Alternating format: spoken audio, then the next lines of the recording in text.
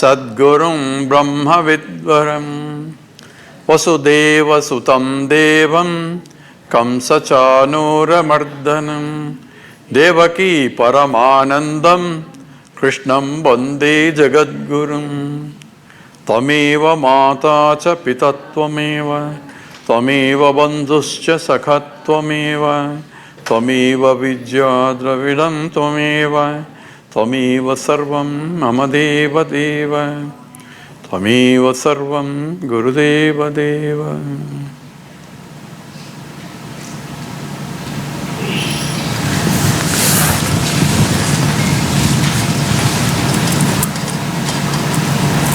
How many of you coming today and did not come up last time? Oh. That means last Sunday. How many of you came last week and did not come today? Oh, nobody. That's good.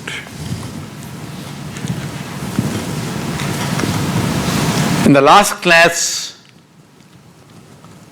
we said there are only two things in this world.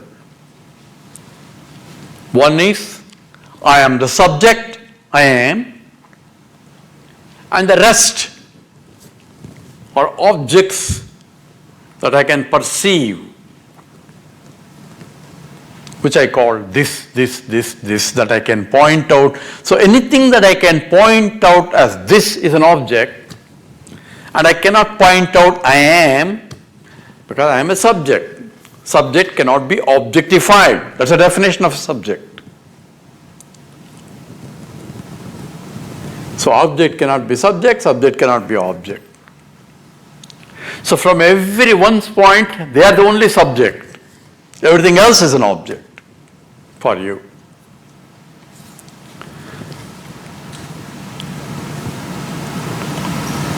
And I also said, if you are sitting in a pitch dark room, and I ask you, are you there? Says, yes, I am. Is there a chair there? I don't know. I cannot see. So for me to prove the existence or non-existence of a chair in the room, I need to see. And this pitch dark room, I cannot see. It's all we covered last. I'm just summarizing.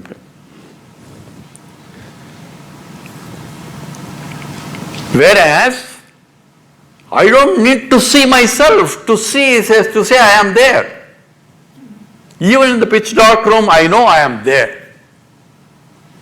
Because I am self-existing and self-conscious entity. Whereas,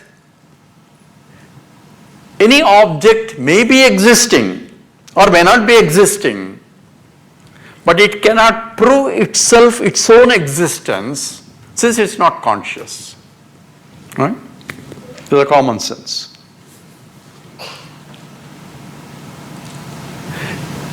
So I know I am there, even in the pitch dark, how could I see? And scripture calls it, I am aprameyam. I am not a pramana means a means of knowledge. Prameyam is an object for knowledge. I am not an object, and I don't need any means, pramana also, to recognize my own presence.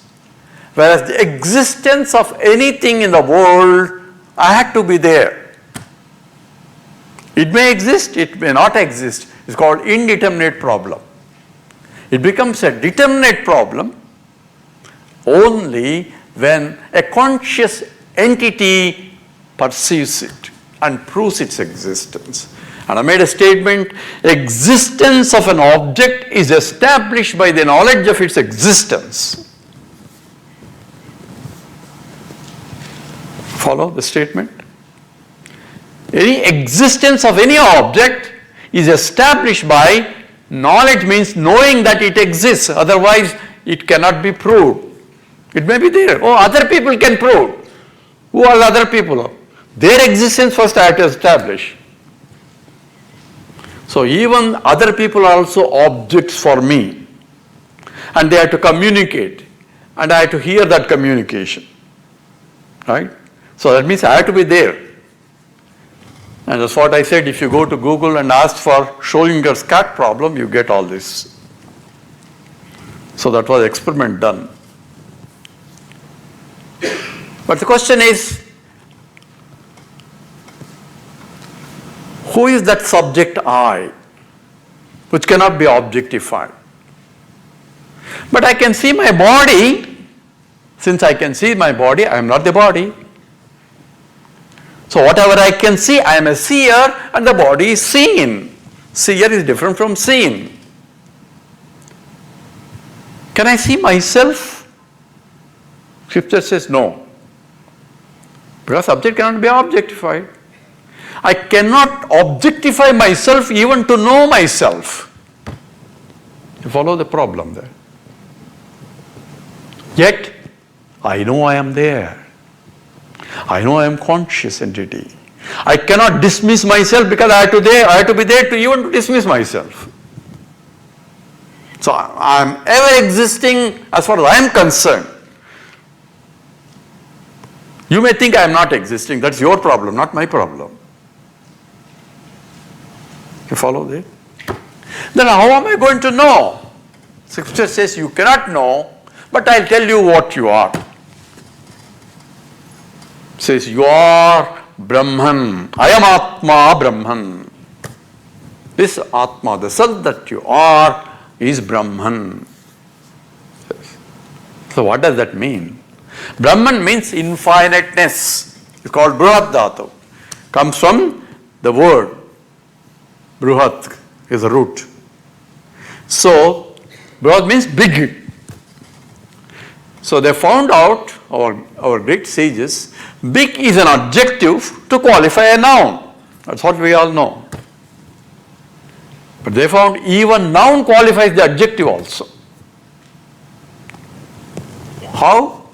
If I say big mosquito, what is your think of what mosquito big will be? So you have a normal mosquito size, with reference to that, you will imagine some big mosquito. A big mosquito is flying around here. If I say big mountain, you have a different big now. The bigness also changes along with the noun. So bigness, an adjective is getting qualified by the noun it qualifies. Follow?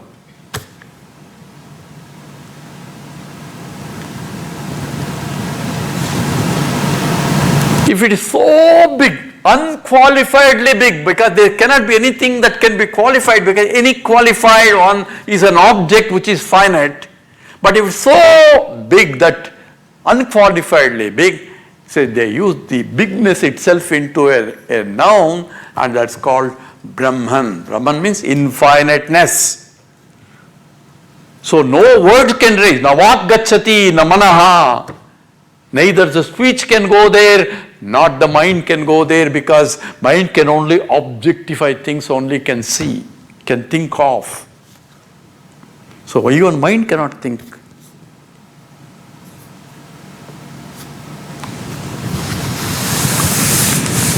So according to scriptures, I am infinite. You believe that? You don't believe it. But scriptural statements are facts. Somebody say, I don't believe in gravitational force. You show me, I cannot see any gravitational force. Nothing doing, just jump from fourth floor, you will know. Because scripture says so. Scripture means science. Science is derived from the word seer, C-I-E-R, means to know. And science means knowledge. In Sanskrit, vid means to know, and Veda means knowledge. So Veda is science. Evam Veda, you hear in the Upanishad statements. Know this. And Vedanta means the end part of the Vedas, one meaning, also the ultimate knowledge, because it covers not only the object but subject also. That's why it said Brahman. Brahman means infiniteness. Infiniteness cannot exclude anything. By exclusion, it becomes finite. So that's why it's chant Purnamada, Purnamidam, Purnat Purnamudachyate, Purnasya Purnamadaya, Purnameva Vasishyate. I am not ending the class. This is just an example. This is a invocation slok in the Upanishad itself. And it says what? Purnam Adaha, that is infinite. Purnam Idam, this is infinite. Purnat Purna Mudachyate, from infinite, infinite came. Purnasya Purnamadaya Purnameva Vasishyate. If infinite is added to infinite, infinite taken from infinite, infinite alone remains. Absolute mathematics. This is Vedanta? Yes. So Purnamadaha, Adaha means that. And Purnamidam means this. But scripture immediately defines what is idam. This. Isha Vasyamedagam Sarvam. Upanishad starts. This idam is where Lord himself is pervading. The entire universe comes under idam. So anything that I can point out becomes idam. So Purnam idam, this is infinite statement. So the whole universe is infinite. So Brahman, because infinite is Brahman. Then Purnam Adaha means that is infinite. What is that which is not included in this? So if I can point everything, this, what is that I am excluding that I cannot point out as this? Aham. I cannot point out myself. So Purnamadaha means I am infinite. Why is using that? Because not in remote by spatially or time wise, remote from understanding, because you don't know who you are. Therefore scripture using Purnamadaha means Aham Purnam. I am infinite and this is infinite. But being Ada, that is infinite and this is infinite, both cannot be infinite. Because this excludes that and that excludes this. Subject cannot be object, object cannot be subject. That's what we said. So he says, glad you are asking that question. This is a scriptural statement. So that's why I give you the next line. Purnat Purna Mudachyate, from Purnam Purnam came. Sir, you have two Purnams there up. Purnamadaha, Purnam, which Purnam from which Purnam came? It says parallel construction. Purnamadaha, Purnamidam, Purnat, Purnamudachyate. I am Purnam and this is Purnam. From me, the whole universe came. Wow. You see how deeper the scriptural statements are. And Purnasya Purnamada, infinity added to this infinity, subtract to this infinity alone remains. Mathematically precise. So I am Purnam is a declaration, that means I am infinite. Because I don't believe in it only because I am taking myself what I am not as I am. That's a problem. What I am doing? All my biodata, right? I am this, I am this, I am this, and I am this. That's my biodata. But you are not this. Because this is an object, I am a subject. So all our confusion is only because we are confused.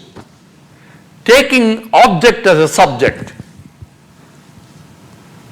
Including starting with the body. Anything that I can point out is not me. Idam shariram kaunteya. This body is idam, comes under idam. And Krishna gives you what all that kshetram is. Including the mind, intellect, everything you can point out. My mind is disturbed. That means I know my mind. A lot of people change their minds all the time. To come to stimuli mission or not, they change their minds.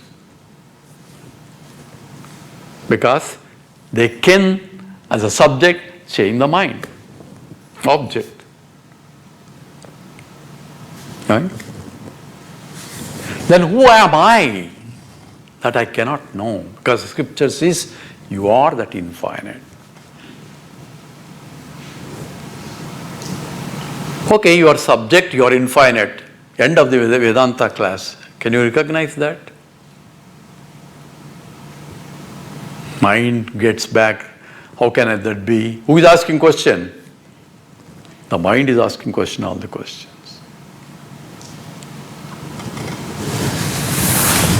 Okay, for that, you need to have a mind which is qualified to inquire in terms of who am I? Or what is this Brahman also? But I cannot inquire about Brahman because Brahman is infinite. It cannot be an object for me to analyze. Any object is finite. I cannot inquire about myself because I am the subject. Subject cannot be objectified. That's why scripture only is a pramana. Science. That's why it's called Vedanta, highest science. It includes the subject and the object also. For that, I had to prepare my mind so that I can inquire. So anything that I need to know, you have to prepare your mind. I want to know quantum mechanics. I heard A, B, C, D and only they teach about E is equal to MC squared. I know A, B, I know E and I know M and I know C. I can sit in the quantum mechanics class? Says no. In fact, they use alpha, beta, gammas. I had to prepare my mind enough to, when they talk about that language, my mind can unravel and appreciate. So preparation of the mind is essential for any knowledge, including Vedanta. So why do we need a guru? Tadvidhi pranipatena pariprasnena sevaya. Go to a teacher, Krishna himself says. And says, for there you go to a teacher. And Mundaka Upanishad talks about it. Sotriyam Brahmanishta. You go to a teacher who has heard this from his teacher. And his teacher heard from his teacher. And his teacher all the way to the Lord. So in the 4th chapter I taught this to this, all that Krishna talks about. But I had to prepare mind. How do I prepare a mind? Purify the mind. Even the Bible says, blessed are those whose minds are pure because they can attend the Vedanta class. Okay. Because purification of the mind is important as a prerequisite. Should I attend Vedanta class until then or not? The very fact that you are able to come and listen is your mind is enough purified to attend. But as for the class is over, good goes. I cannot keep that knowledge all the time. So what should I do? And Krishna knows this subject. Scripture says that's why Bhagavad Gita comes into picture. That's called Yoga Shastram. How to yoke your mind to that, preparing the mind. So Arjuna asked the question after 2nd chapter, after discussing the glory of this jnanam, knowledge.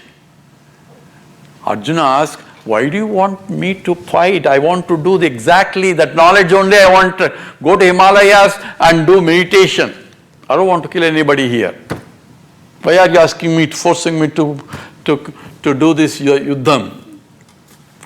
The war, fighting. So Krishna says, Lokeshmin divida nishta pura prokta mayanaga jnana yogena sankhyanam karma yogena yoginam. There are 2 paths. One is the karma yoga, another is the jnana yoga. Path of action and path of knowledge. So I want path of knowledge. But to get to path of knowledge, you have to do path of action. Jnana yogya yogyata siddhyartham, you need to do karma yoga. So what is karma yoga? I just briefly tell, because a lady wants 10 minutes of my time. Is she here? Oh, here she is there, okay. Okay, and I'll try to wind up and see the essence of karma yoga, because Vijay Kumar is going to do all that later. After this class is over, I will be sitting somewhere with in the study group, so you can come and listen and ask questions there at that time, if you want. Is Suresh there? I mean, he's not there. Okay. Krishna gives 2 laws of action. These are law of actions. Because how scientific you will see. First law states in the 2nd chapter, and the second law he states in the 3rd chapter. And you might have heard this already. In the 2nd chapter it says, Karmanyevadhikaraste ma paleshu kadachana. How many people have heard that? Wow. So you're all experts. Karmani eva adhikaraste. Karmani eva, you have only, adhikara means normally right, but we define here, you have only choice in performing the action. Karmani eva. Eva means you have only choice. You have only one choice. You have only choice only in performing an action. Not never. Never in the results. Means you cannot dictate the results. You can hope for the results, but you cannot will the result. You are not omnipresent to say, this has to be only this way. You may work for your promotion, you may get it, you may not get it. That's not depends on you. So in the 18th chapter it talks about the fruits are given by the Lord, Daivam.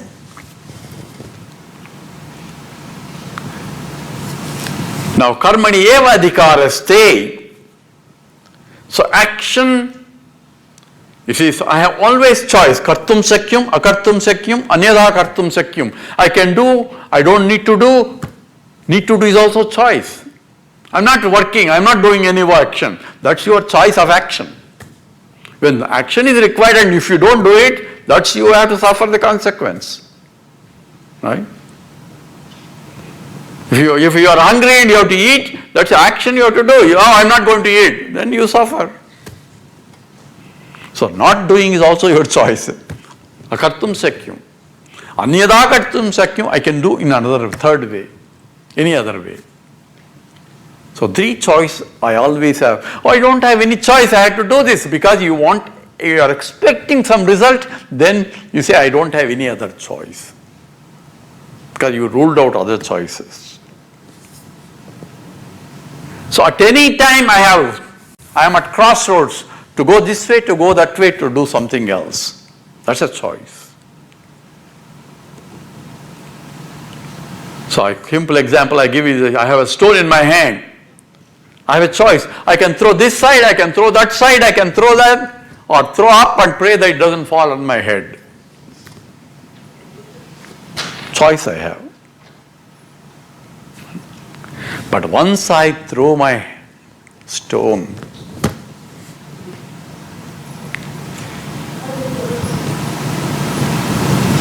action is performed, but the result I cannot dictate. I may want the stone to go all the way to Pittsburgh maybe. I may expect all sorts of results.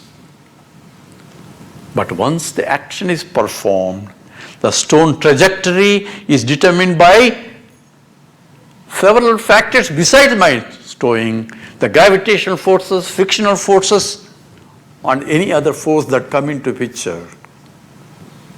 All are going to dictate the results, and I have no control on those.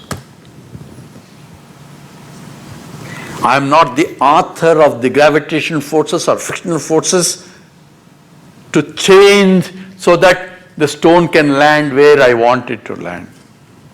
I cannot. Ma paleshu, never in the results. You can perform an action expecting a result, but also expect that your expectations can go wrong.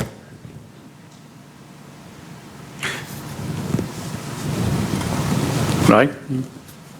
Therefore, Krishna gives, this is a law, absolute law. It's not Vedanta, this is like about practical law also.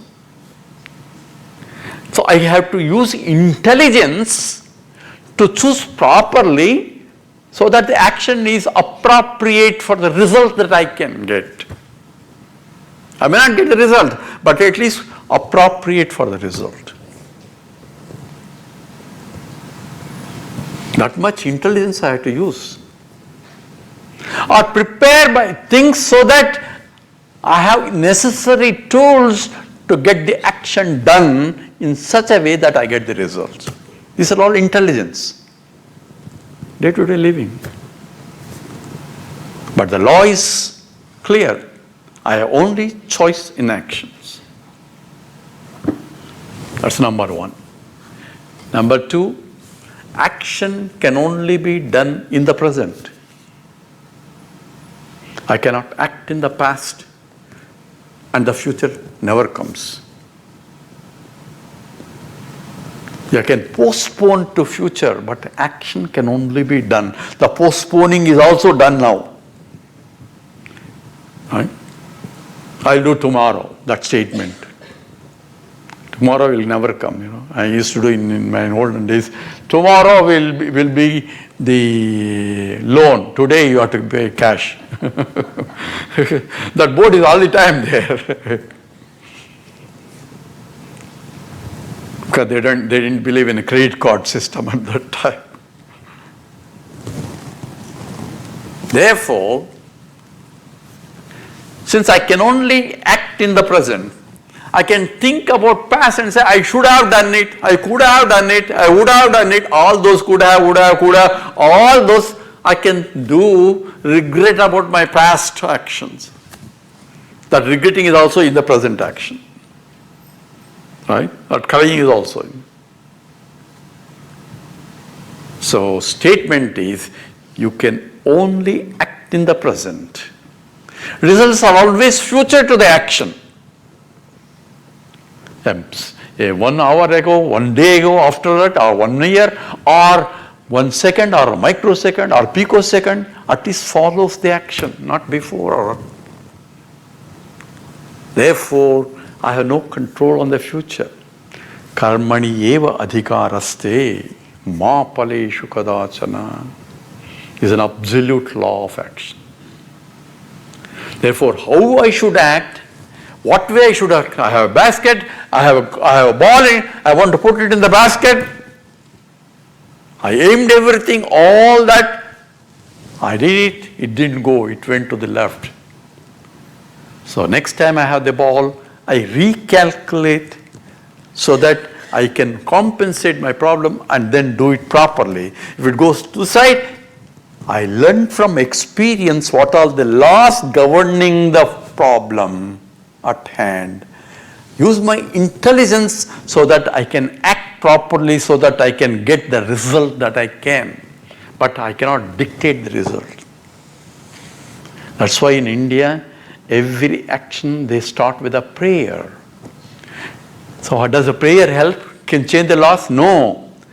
Prayer will prepare my mind so that the mind can act properly.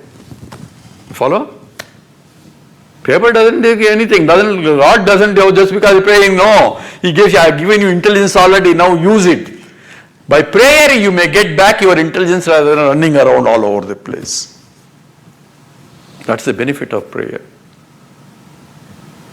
So Lord, even Goddess Saraswati comes in only when you prepare your mind towards that, and she will appreciate, she will come down only when with a prepared mind, I can contemplate in that. She blesses. So my prayer is, let me act with the full faith. with a full understanding.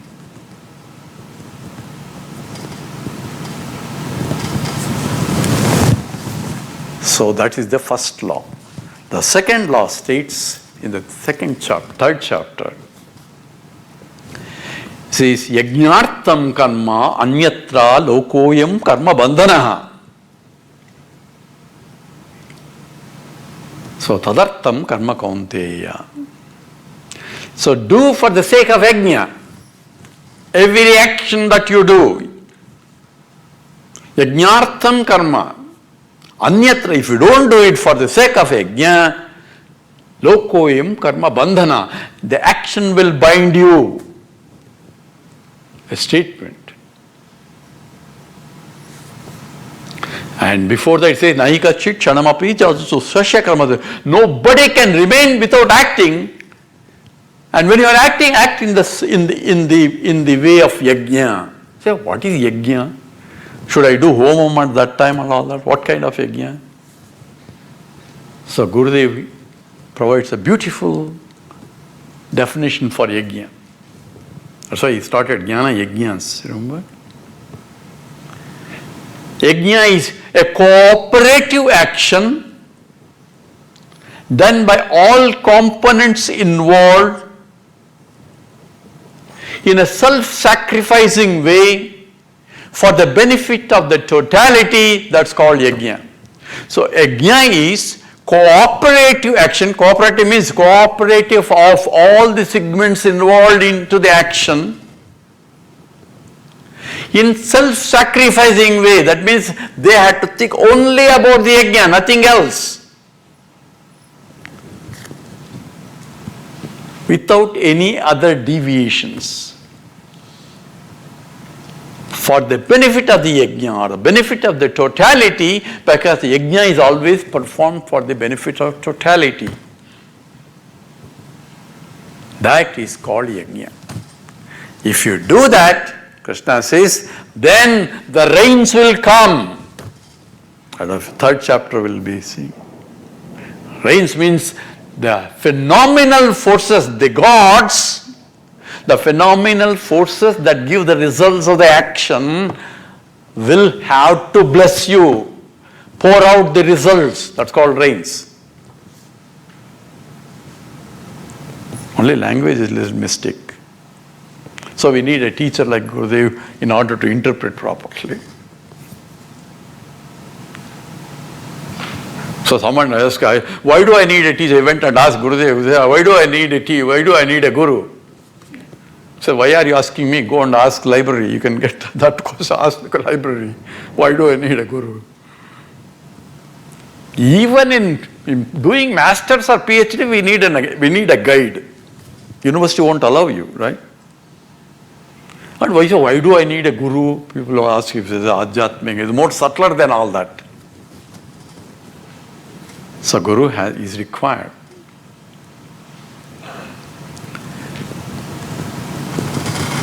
So yajnartam karma anyatra lokoyam karma bandhana. What is yajna? I define. Let's apply that, what it means. From the individual point, we don't have my chart here, there are three components involved in any action: the body, mind and intellect. Those are the only three equipments that I have. So yajna involves all three components that are involved in complete self-sacrificing way, totally involved in the action for the benefit of the totality.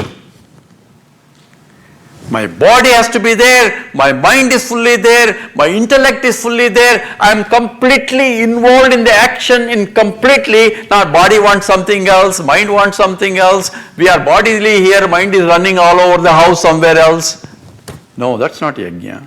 Remember now, apply anywhere, it's not just a theory. The practical law that Krishna is giving. And a recipe for success. You see, in fact, Krishna says this recipe for success is given along with by the creation, by the Prajapati, along with the creation. So if you look at third chapter, I don't want time to do all that, but that's exactly what the third chapter is, Karma Yoga. So when my body, mind and intellect completely involved, that is the best that can come out from me. I may not be the greatest, that may not be this that is needed, but that is the best I can do. I have done my part, my best. If my body, mind, intellects are not sufficient enough to do that job, then I have to prepare it, the body, mind, intellect, to do that job, or get some help so that I can get the job done. Follow? That's the intelligence. That also Lord has given. That is using the intelligence properly. So if the work is so big that I cannot do it, then I can't. So I have to prepare my intellect enough to do the job also. Education becomes an important tool in any field. I should get qualified, right?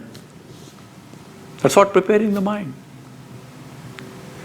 So yajnartham means complete devotion to the action, then the best you can comes out of it.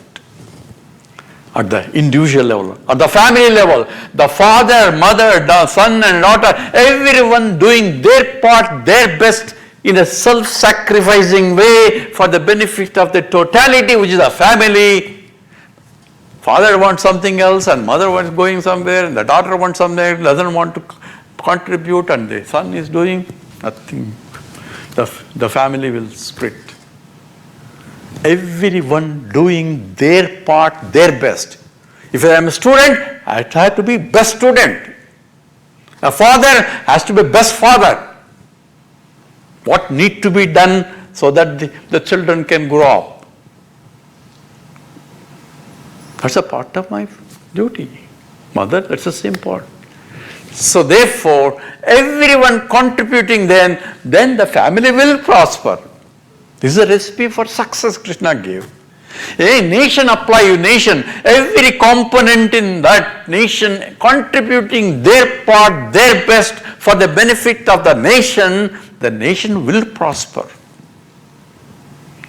Why India is not prospering? There is no spirit of yajna. We teach, but we don't follow it. See? So what should I do?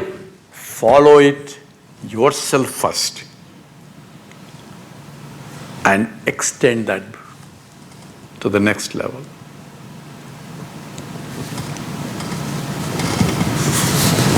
And I'm getting time, so time is coming up quickly. Yajna also means Lord, Ishvara. So yajnartham means for the sake of the Lord you perform the action. So when I am doing for the sake of the Lord, I want to give good laddu today, sir. So I want to make sure that is the best laddu that I can make because I am offering to the Lord. So anything that you offer has to be the best, then only He will take. So yajna also means the Lord.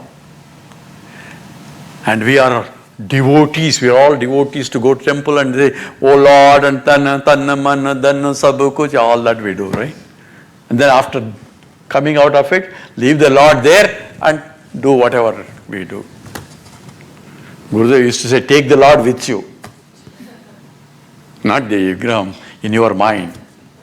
Because Lord is not in the temple. You are only devotee in the temple if you think, then you have not understood the Lord. Lord is everything. Brahman means is infinite.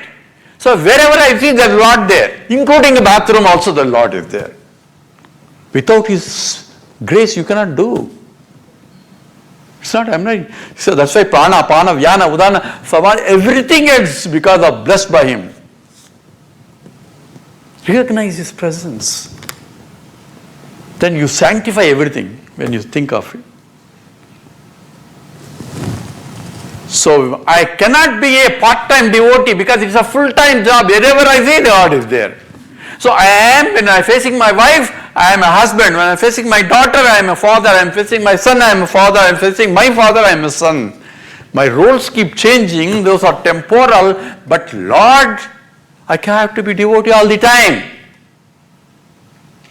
Because wherever the God is there, our wife is there, God is also there. That's set up. So husband role plus devotee role. So devotee plus husband becomes what? Devoted husband. Devotee plus wife, devoted wife.